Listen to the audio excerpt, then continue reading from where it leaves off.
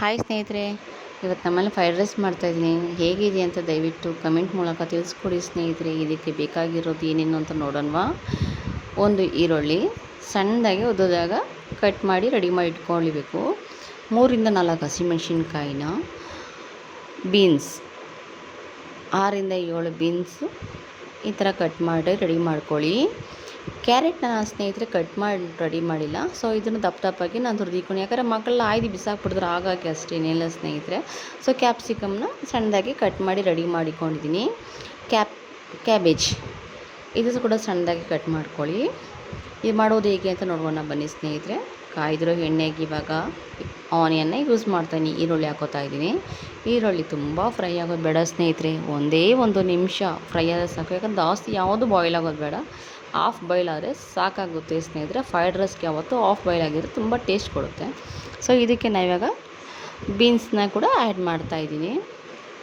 ಬೀನ್ಸ್ನ ಕೂಡ 1 ನಿಮಿಷ ಹೀಗೆ ಫ್ರೈ ಮಾಡಿದ್ರೆ ಸಾಕು, ಜಾಸ್ತಿ ಫ್ರೈ ಆಗೋದು ಬೇಡ. ಇವಾಗ ಇದಕ್ಕೆ ನಾವು ಕ್ಯಾರೆಟ್ ಕೂಡ ಆ್ಯಡ್ ಮಾಡ್ತಾಯಿದ್ದೀನಿ.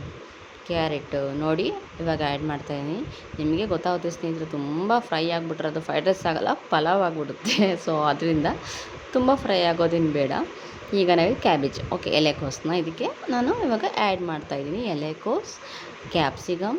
ಸಾರಿ ಸ್ನೇಹಿತರೆ, ಇನ್ನೊಂದು ಏನಾಗಿದೆ ಗೊತ್ತಾ ಮಿಸ್ಟೇಕು, ನಾನು ಆನಿಯನ್ ಹಾಕ್ದಾಗಲೇ ಚಿಲ್ಲಿನ ಆನಿಯನ್ ಜೊತೆ ಫ್ರೈ ಮಾಡಬೇಕಾಗಿತ್ತು. ಸೊ ಅದರಿಂದ ನಾನು ಲೈಟಾಗಿ ಫ್ರೈ ಮಾಡ್ತಾಯಿದ್ದೀನಿ, ದಯವಿಟ್ಟು ಸಾರಿ.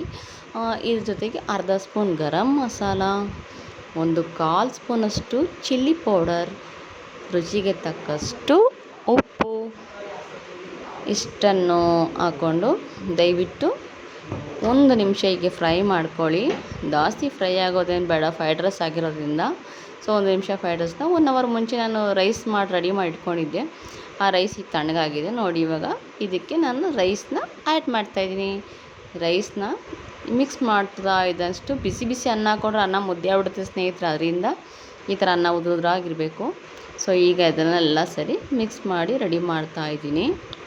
ಸೊ ಇದಕ್ಕೆ ಇವಾಗ ಇನ್ನೊಂದು ವಿನೆಗರ್ ಮತ್ತು ಸೋಯಾ ಸಾಸ್ ಇವೆರಡನ್ನ ಕೂಡ ಇದಕ್ಕೆ ಆ್ಯಡ್ ಮಾಡ್ತಾಯಿದ್ದೀನಿ. ಸೋಯಾ ಸಾಸ್ 1 ಸ್ಪೂನ್ ಅಷ್ಟು ಹಾಕಿದ್ರೆ ಸಾಕು. ವಿನೆಗರ್ ಅರ್ಧ ಸ್ಪೂನ್ ಸಾಕಾಗುತ್ತೆ ಸ್ನೇಹಿತರೆ, ತುಂಬ ಜಾಸ್ತಿ ಬೇಡ. ಯಾಕಂದರೆ ಹೋಟ್ಲ ಥರ ನಾವು ಮನೇಲಿ ಮಾಡೋಕ್ಕಾಗಲ್ವಲ್ಲ ಸ್ನೇಹಿತರೆ, ಅದರಿಂದ ನಮಗೆ ಅರ್ಧ ಸ್ಪೂನ್ ವಿನೆಗರ್ ಸಾಕಾಗುತ್ತೆ. ನೋಡಿ ಮಿಕ್ಸ್ ಮಾಡಿದ್ಮೇಲೆ ಲಾಸ್ಟಲ್ಲಿ ಒಂದು ಸ್ವಲ್ಪ ಕೊತ್ತಂಬರಿ ಸೊಪ್ಪನ್ನು ಆ್ಯಡ್ ಮಾಡಿ ಬಿಸಿ ಬಿಸಿ ಹಾಕ್ಕೊಂಡು ತಟ್ಟೆಗೆ ಹಾಕೊಂಡು ಬ್ಯಾಟಿಂಗ್ ಮಾಡಿ ನಾವು ಮಾಡೋ ಫ್ರೈಡ್ ರೈಸ್ ಯಾವ ಥರ ಇದೆ ಅಂತ ತಿಂದು ಟೇಸ್ಟ್ ಮಾಡಿ ಕಮೆಂಟ್ ಮಾಡಿ, ಲೈಕ್ ಮಾಡಿ, ಸಬ್ಸ್ಕ್ರೈಬ್ ಮಾಡಿ ಸ್ನೇಹಿತರೆ. ದಯವಿಟ್ಟು ನನ್ನ ಫಾಲೋ ಮಾಡ್ತೀವಿ ಸ್ನೇಹಿತರೆ. Thank you.